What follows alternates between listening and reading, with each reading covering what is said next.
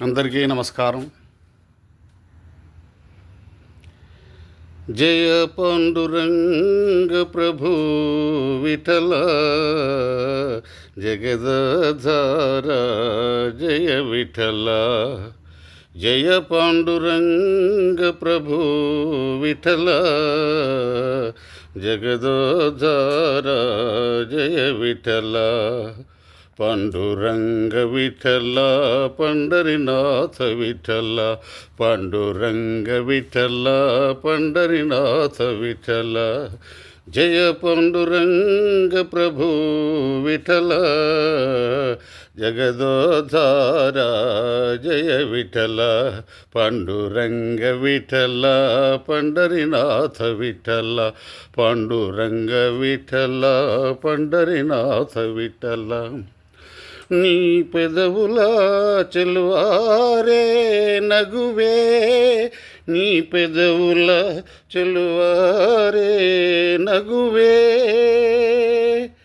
నీ కనులరారే వెలుగే, నీ కనులరారే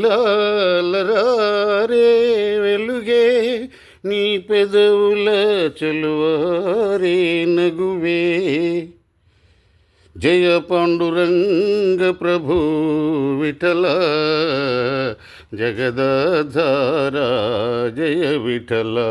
పాండురంగ విఠల పండరినాథ విఠల. పాండురంగ విఠల పండరినాథ విఠల. శ్రీరమణీ హృదయాంతరంగం, శ్రీరమణీ హృదయాంతరంగం, మంగళకర కరుణాంతరంగం, ఆశ్రిత దీన జనావనరంగా, పాప విమోచనరంగం. జయ పాండురంగ ప్రభు విఠల జగదోధార జయ విఠల. పాండురంగ విఠల పండరినాథ విఠల. పాండురంగ విఠల పండరినాథ విఠల. జై పాండురంగ స్వామికి జై. ఈ మధ్యకాలంలో సైంటిస్టులు డాక్టర్స్ చెప్పడం ఏంటంటే, విఠల విఠల పాండురంగ విఠల విఠల విఠల పాండురంగ విఠల అనేటువంటిది ఎప్పుడు పలుకుతూ ఉంటే హార్ట్ ప్రాబ్లం రాదని చెప్తున్నారు సైంటిఫికల్గా, నేను చెప్పడం కాదు. అందుకే ఈ విధంగానైనా భగవన్నామస్మరణ విఠల విఠల పాండురంగ విఠల అని అనుకుంటా ఉంటే అటు భగవన్నామస్మరణ జరిగిపోతుంది, ఆరోగ్యపరంగా కూడా మీరు జాగ్రత్తగా ఉంటారు.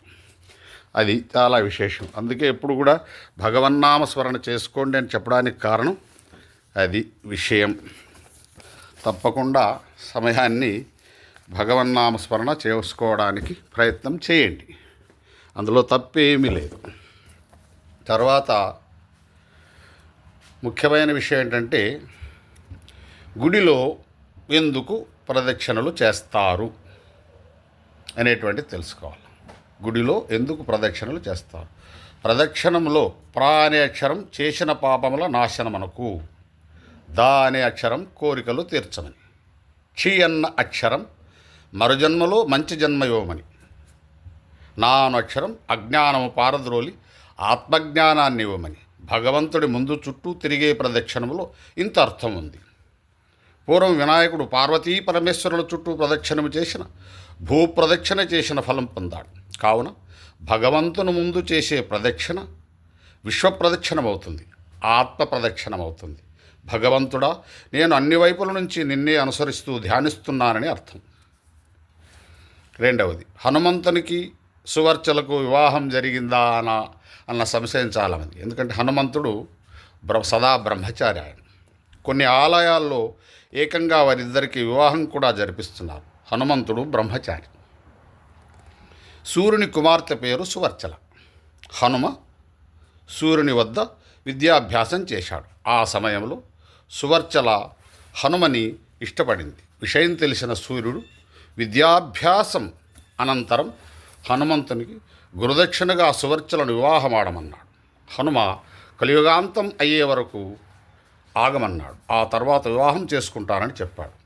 కాన సువర్చలను హనుమ ఈ కలియుగం అంతమైన తర్వాత వివాహం చేసుకుంటాడు.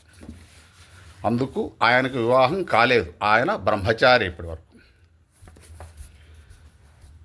తరువాత ఇంకొక సందేహం వస్తుంది, గుడిలో దర్శనమయ్యాక కూర్చోవాలా? స్వామి దర్శనము షడగోప్యము అయ్యాక ఒకంతసేపు దేవాలయంలో కూర్చొని వెళ్ళాలి. అలా కూర్చున్నప్పుడు మంచి చెడులు బేరీజు వేసుకుంటాం. ప్రశాంతమైనటువంటి మనస్సుతో భగవంతుని గురించి ఆలోచిస్తాం. రోజువారీ జీవన విధానాన్ని సరిచేసుకొని సరైన మార్గంలో నడుస్తాం. కేవలం కూర్చోవటమే కాకుండా ఓ 2 నిమిషాలు కళ్ళు మూసుకొని ధ్యానం చేస్తే మరింత శుభం కలుగుతుంది.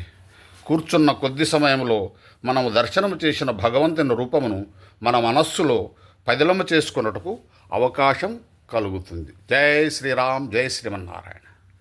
రోజు భగవంతునికి సంబంధించినటువంటి విషయాలు సందేశాన్ని ఇస్తున్నాను, పంపిస్తున్నాను. చక్కగా వినండి, తరించండి. జై శ్రీరామ్, జై శ్రీమన్నారాయణ. జై హింద్.